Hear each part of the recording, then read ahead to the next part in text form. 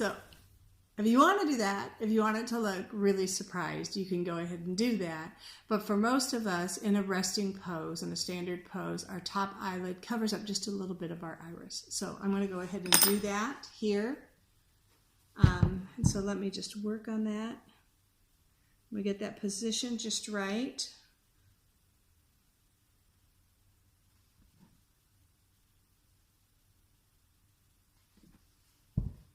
Okay, I think he's a little bit long on the inside here, but I'm gonna take off a little bit of that now. Go in here with this tool and see if I can do that. Okay, and then what I'm going to do is I'm going to attach the back side of that eyelid. So it's floating over here, but it's attached along the back side.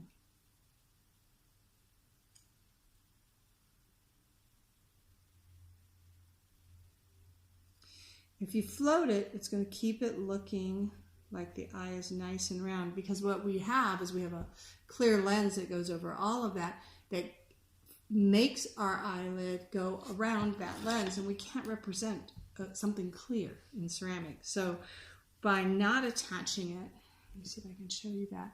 By not attaching it, I know he's a little cattywampus right now. I'll work on him. But what I do is I'm representing the roundness of that lens that's there. I'm going to just push this back a little bit more and deepen that eye.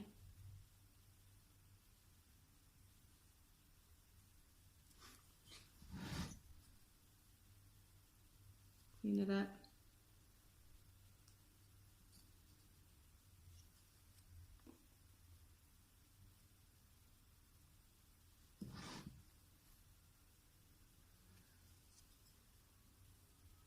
Yeah, I just spend a lot of time when I'm doing figurative work moving really minute amounts of clay.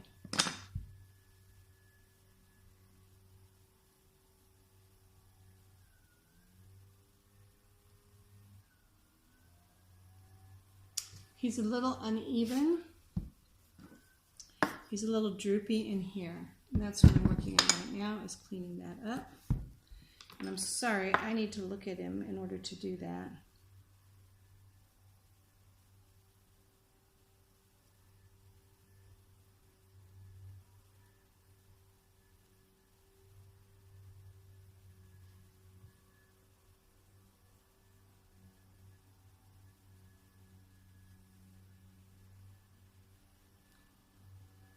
Okay, it's looking better. All right, I'm gonna go ahead and do the lower lid. Get that on here. Sometimes I need both of them. I touched this and smashed them against my fake lens. So I need to pull that back off. All right, I'm going to do my lower lid. Just take a little teeny piece of clay and roll it out. Okay. Straight line.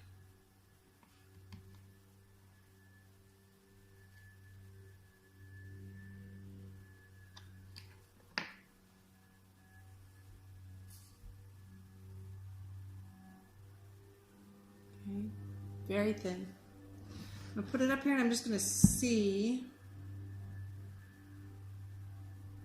I'm going to soften this here because when I cut it, it squared it. So I'm just going to run a little water and finger over that to make sure.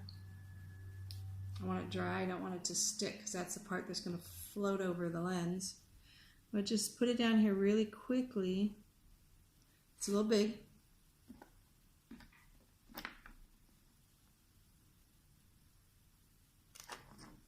Oh no. Okay, I was too aggressive and I took that part off. So I'm going to just connect it again.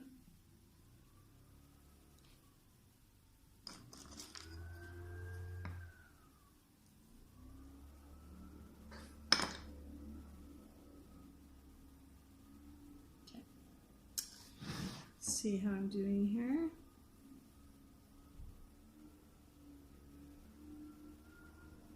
Still a little long and it's a little wide. Ah, that place broke off again.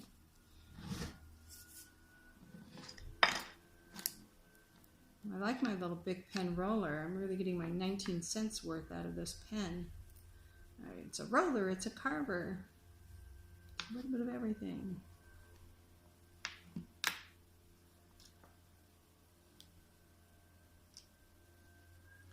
Okay.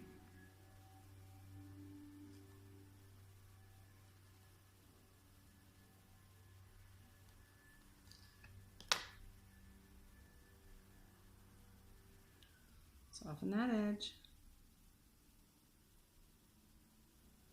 You see how I'm doing size-wise? Lay it in here. Not bad. One of the things it has occurred to me as I'm doing this is this upper lid. See, this is like I say, a lot of times I need to put in my lower lid to figure out what's sometimes going on with my upper lid. This upper lid needs to fall down a little bit further into the eye. I don't want to... Which one of these? I don't even know which one of those I'm keeping anymore. So I'm going to just push it down a little bit further. There we go. I know I probably can't even tell the difference. But I just pushed that lid down. It was up higher and I pushed it down a little bit. Okay, so now I think this is it. No, this is not it.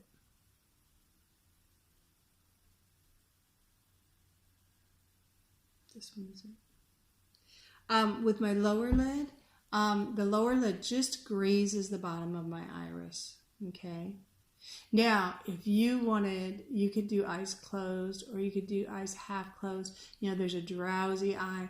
And if you look in the PDFs where they talk about drawing the eye, it'll show you all the different eyes and, you know, how you can make them look differently. You can have your eyes looking off to the side or looking up by changing. Like right now, I put those irises straight forward, but you could move those. So look at those PDFs and look at examples of different ways that the eyes can be moved around. I need to make this a little bit shorter. I'm just going to pinch off a little bit and I'm going to throw some slip in here.